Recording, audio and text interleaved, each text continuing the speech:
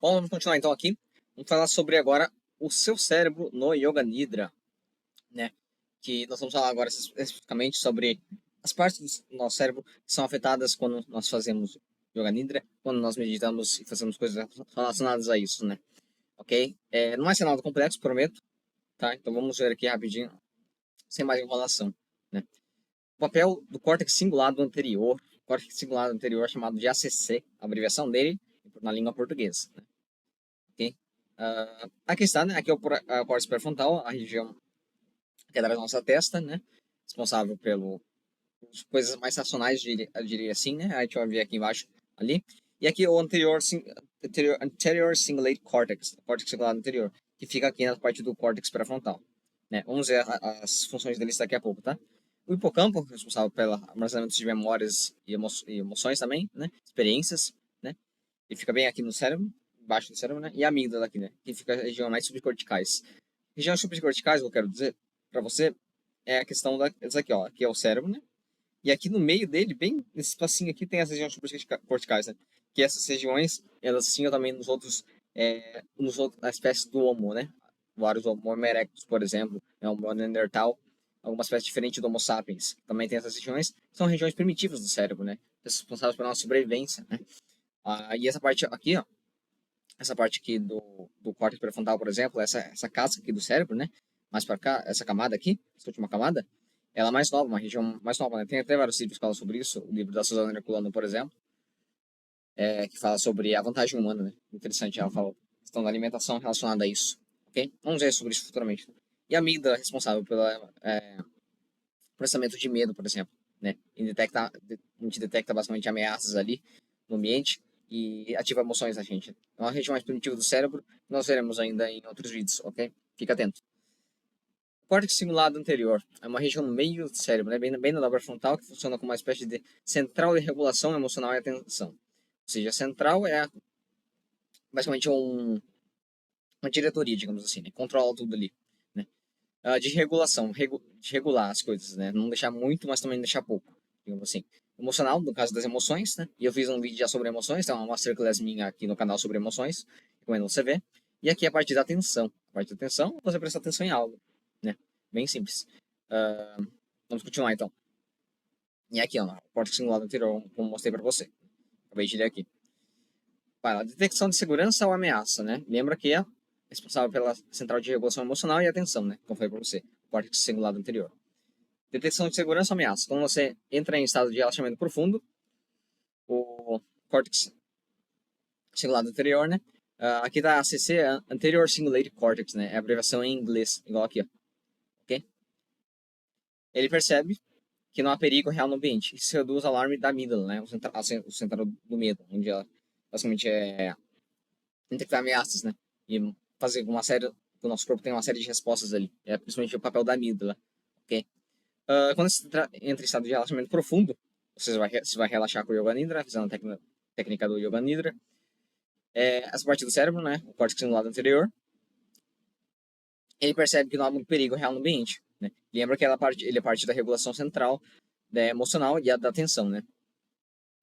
Outra coisa, é por isso que pessoas com ansiedade, o TEPT transtorno de estresse pós-traumático, né? Depois de uma experiência traumática que a pessoa viveu, por exemplo, um abuso, por exemplo, um acidente de carro, por exemplo, ou tá no mar, por exemplo, ser atacada por um animal, um tubarão, sei lá, tipo de coisa. Pode sentir uma paz inédita durante e após a prática, né? O cérebro literalmente reaprende que está tudo bem, né? Ou seja, pessoas que têm bastante com ansiedade e TEPT, elas podem vão beneficiar ainda mais do Yoga Nidra por causa dessas razões, ok?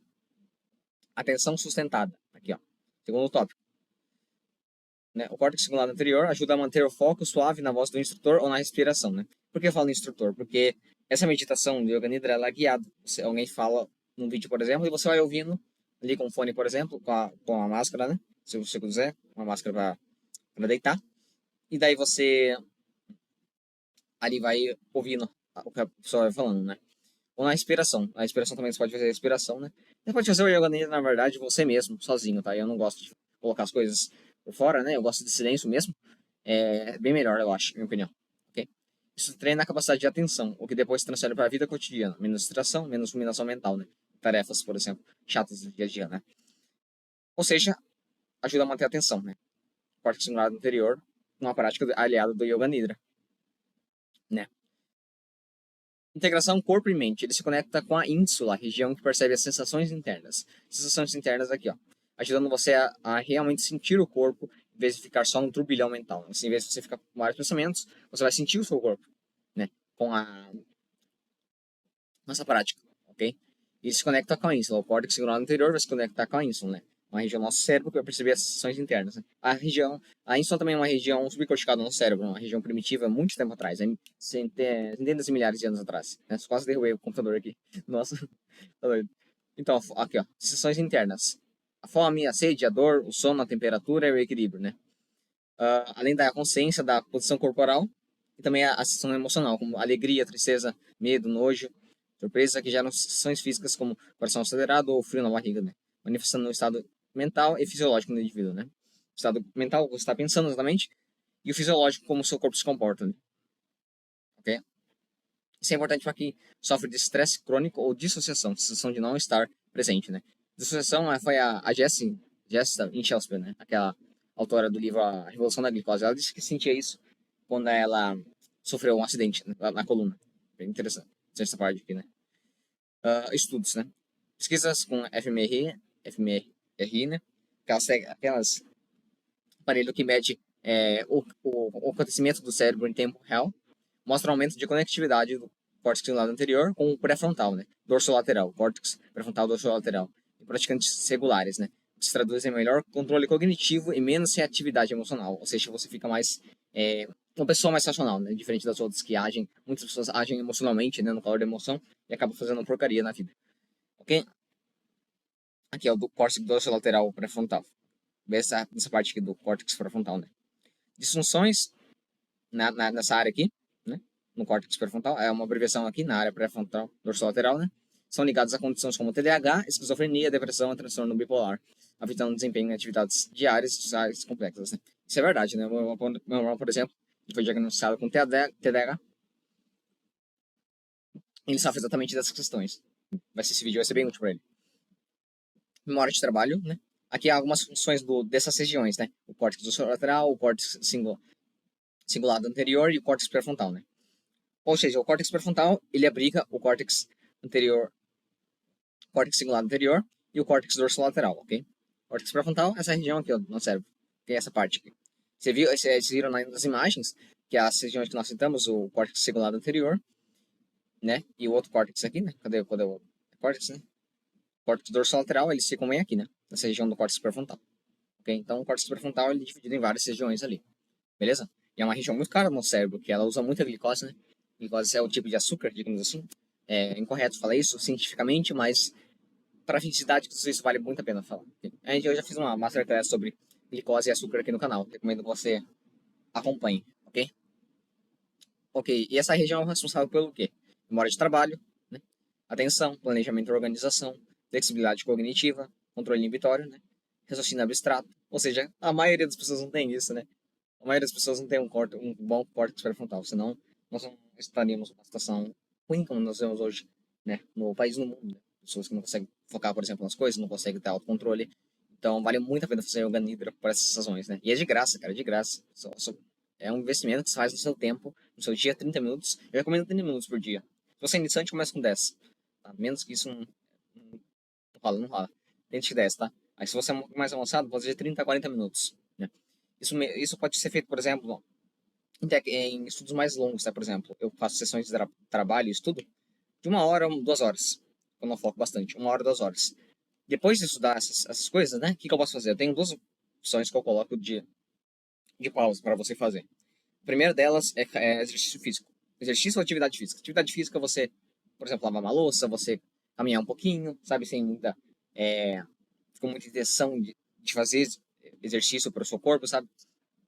Não é aquela caminhada que você fala, nossa, eu vou caminhar agora para treinar minhas pernas, para ficar melhor, sabe? Essa é uma atividade mesmo para você relaxar. Isso é atividade física, basicamente. Okay? E exercício físico é uma atividade física, né, voltada com um benefício específico, né? Com mais execução, com técnica, né? Com musculação, por exemplo, academia, fazer as coisas lá. Entendeu? E então, duas pausas para você fazer, né? Exercício físico, ou atividade física, pode fazer. E a outra maneira, gente, seria relaxando, fazendo o próprio Yoga Nidra, fazendo meditação, ou simplesmente olhando o céu, por exemplo, que é uma forma também de meditação. E até de exercício físico, né? Porque você fica de pé ali, quando você fica de pé, você tem a questão de mais fluxo sanguíneo pro seu corpo, isso facilita também bastante a situação, né? Porque tem até alguns estudos que mostram que as pessoas que estudam de pé, né?